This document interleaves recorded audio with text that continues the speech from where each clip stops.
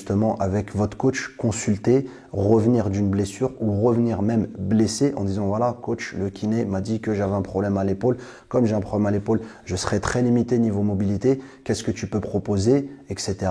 Et là votre coach va vous donner une solution. Ça.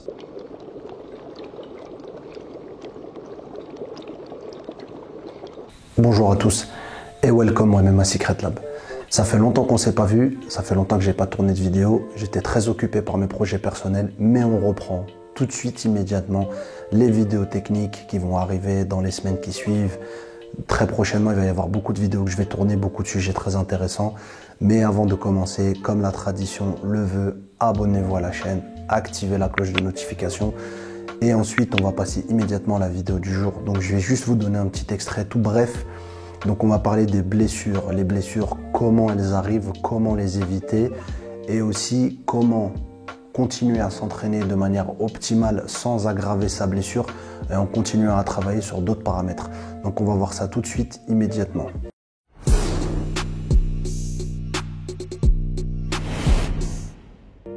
Il y a un facteur X, point d'interrogation, qui est le facteur accident. On ne peut pas prévoir justement de se blesser ce jour-là ou un autre jour, sinon on s'en sortirait bien, on n'irait pas à l'entraînement et on resterait carré et focus sur ce qu'on fait. C'est que pour éviter les blessures, il faut un bon échauffement, il faut un bon encadrement, il faut des niveaux égaux à peu près, en tout cas pas de grosses différences de niveau sur certains cours. Notamment sur les sparring, mettre quelqu'un qui est très très fort avec quelqu'un qui vient de commencer, c'est pas bon, ou sinon ça peut le faire si jamais il y a des thèmes qui sont donnés par le coach. En tout cas, le sparring aussi dur en fait partie, il peut ressortir des blessures, que ça soit aux mains, à la tête, au visage, etc. Même avec des casques et des gros gants, on peut avoir des blessures, que ce soit sur les projections, que ce soit sur le sol, sur le grappling, une clé, etc. en torse. Et il y aura un troisième paramètre. Ce paramètre-là, c'est votre alimentation et votre repos. Alimentation et repos, vous avez un corps plus optimal et moins propice à la blessure, ainsi que la prévention qui intervient avec des mouvements de préparation physique comme des soulevés de terre, des kettlebell swing, qui sont des mouvements prouvés par la médecine du sport, sont des mouvements qui soignent aussi également, qui sont utilisés dans la kinésithérapie du sport. Donc cette prévention-là, elle va aussi intervenir lorsque vous dormez bien et que vous mangez bien, ça s'appelle de la prévention. Donc cette prévention-là aussi, elle est utile pour éviter la blessure. Un corps fort est un corps qui peut résister. Si vous avez un corps qui est fatigué, vous dormez mal la nuit, vous mangez mal, etc., vous êtes plus propice à la blessure. L'hydratation également. Il y a plein de petits paramètres comme ça auxquels il faut faire attention.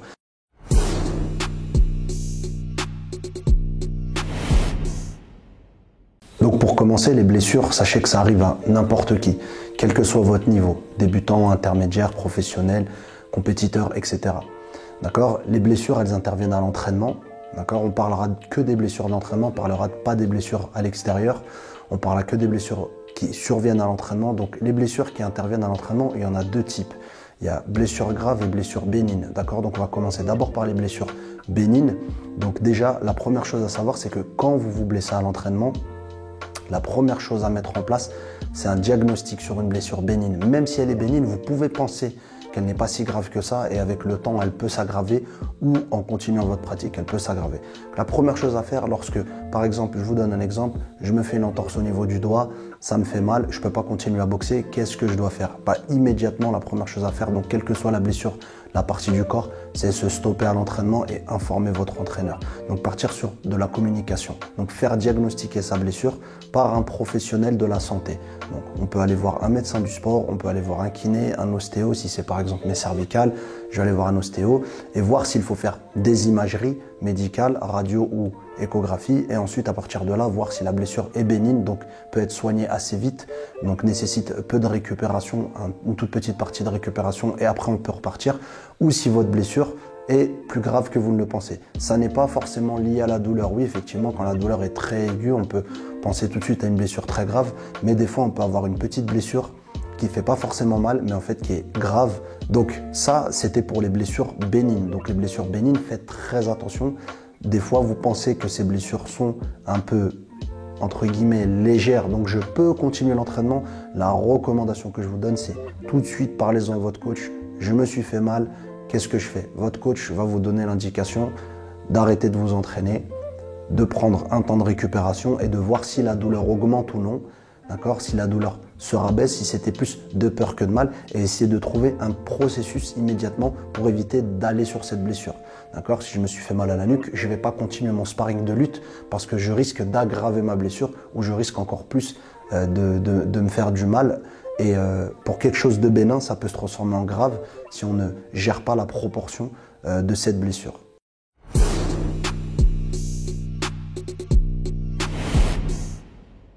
Alors une fois que cette blessure a été diagnostiquée par un professionnel de la santé, il va vous venir un protocole de récupération et de soins.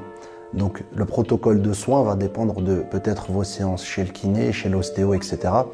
Et est-ce que le premier avis, est-ce que votre kiné va vous laisser reprendre votre activité? Peut-être pas à 100%, mais à 50%. Il faut savoir une chose, en tant qu'entraîneur, je préfère qu'un élève vienne s'entraîner à 50% plutôt que 0. C'est-à-dire rester à la maison, rien faire, prendre du poids, aussi commencer à réfléchir et à partir dans une pseudo-dépression à cause de votre blessure. On peut toujours trouver une solution, c'est pour ça que les coachs qualifiés, les entraîneurs qualifiés vous proposent des solutions. Si c'est une partie haute du corps, par exemple une coupure à l'arcade, vous allez pouvoir mettre un strip, des points de suture, etc. Et à partir de là, vous pouvez vous entraîner sans avoir de contact, donc sans prendre de coups au niveau du visage. Donc on évite le sparring, on évite toutes ces parties-là. Par exemple, moi je suis gaucher, donc ça c'est mon bras avant. Si je suis blessé au niveau du poignet bras avant, je vais rester très haut avec mon bras avant et travailler qu'avec mon bras arrière. Ça me permettra de travailler d'autres schémas tactiques qui permettraient d'être intéressants dans le protocole de progression que le coach peut me proposer. Donc c'est jamais mort, d'accord, à part si vous êtes dans le coma. Mais si vous avez une blessure, il y a toujours quelque chose à faire et ça c'est très intéressant de pouvoir justement avec votre coach consulter, revenir d'une blessure ou revenir même blessé en disant voilà coach, le kiné m'a dit que j'avais un problème à l'épaule, comme j'ai un problème à l'épaule, je serai très limité niveau mobilité, qu'est-ce que tu peux proposer, etc. Erreur à ne jamais faire, croire que vous savez ce que vous avez, ça c'est très grave. J'en ai vu beaucoup me dire j'ai une entorse, mais ils ne savent pas ce que c'est qu'une entorse. C'est juste parce qu'ils ont eu mal au doigt que c'est un peu gonflé. Ça peut être des fois des micro-fractures. Vous ne savez pas. À partir du moment où vous ne savez pas, ne créez pas votre propre diagnostic. Ne rentrez pas dans cette erreur-là. Consultez, allez voir. C'est toujours mieux la prévention parce que la prévention de la blessure intervient avant.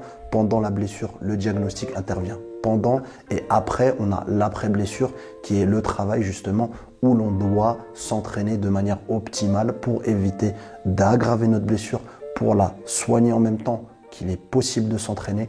Et ça, ce sont des choses qui vont se mettre en place avec un travail fusionnel entre vous et votre coach, entre vous et votre équipe, vous et votre club. Maintenant, on va passer aux blessures graves et on va essayer de parler des blessures graves. C'est ce que je ne vous souhaite pas, mais ça peut arriver également.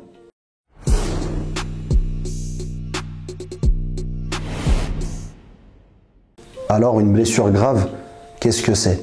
Une blessure grave, c'est une blessure qui nécessite un arrêt immédiat, une phase de chirurgie ambulatoire par exemple, c'est-à-dire vous rentrez à la clinique la journée, vous ressortez le soir même, ou une phase de chirurgie, vous allez avoir une phase de récupération. On peut prendre des très grosses blessures comme le ligament croisé qui nécessite immédiatement un arrêt, une prise en charge médicale, une opération et justement un protocole de récupération, de soins qui va être plus long, qui va vous éloigner de l'entraînement. Un nez cassé, c'est quelque chose, je ne comprends pas, normalement ça ne devrait pas arriver à l'entraînement, mais c'est déjà arrivé. Faites attention, ayez les outils nécessaires pour ne pas que ça arrive. Maintenant, un nez pété, ça m'est arrivé à moi personnellement à l'entraînement à cause d'un partenaire malveillant quand j'étais plus jeune. Fracture ouverte, des os propres du nez qui nécessitent immédiatement une prise en charge, une opération, etc. Et je peux vous dire que le protocole a pris du temps parce que comme c'est le nez, que ça soit la lutte, le grappling ou la boxe, c'était compliqué pour moi de reprendre. Il m'a fallu une période d'à peu près de 6 mois pour avoir confiance, m'entraîner avec un casque intégral à gris pour ne pas prendre de coups dans le nez. Même une partie grappling en drill, on craint pour son nez parce qu'on a eu une opération et on ne sait pas quand est-ce que ça va se remettre, même si le process du médecin et de la médecine a dit qu'il fallait une opération, il fallait un arrêt complet, il fallait une attelle au niveau du nez et qu'à partir de là, les os se sont consolidés complètement et qu'une radio le prouve. Mais il y a toujours ce facteur-là qui est psychologique, l'appréhension. Et l'appréhension de se reblesser, vous la connaissez tous pour la blessure bénigne ou pour la blessure grave. Donc pour la blessure grave, immédiatement, ça sera l'arrêt. L'arrêt de X, point d'interrogation, c'est votre médecin qui vous le dira. Ce qui est intéressant au niveau de la blessure grave, c'est que bien entendu, il y a un retour, mais ce retour-là sera déterminé par les soins, d'accord, et la récupération diagnostiquée et faite par le médecin. Il faut faire très attention à l'entraînement pour pas que ça arrive. Je vous souhaite que jamais ça ne vous arrive, d'accord, ces grosses blessures, mais il y a toujours une solution. Voilà, faites attention à vous, entraînez-vous correctement, d'accord. S'il y a des petits bobos, n'hésitez pas à strapper en demandant conseil à un kiné, à mettre une attelle si c'est nécessaire, une chevillère ou une genouillère si c'est nécessaire et bénin. Ne vous soignez pas vous-même, ne faites pas les choses vous-même et surtout ne retournez pas tout de suite au sparring. Le sparring est à proscrire car si vous retournez tout de suite au sparring, c'est la meilleure façon de se blesser. On sait que vous avez faim, on sait que vous avez envie de vous fight, on prend conscience de sa blessure, on fait attention à comment on se blesse et on fait les choses de manière intelligente et comme on dit, carrée.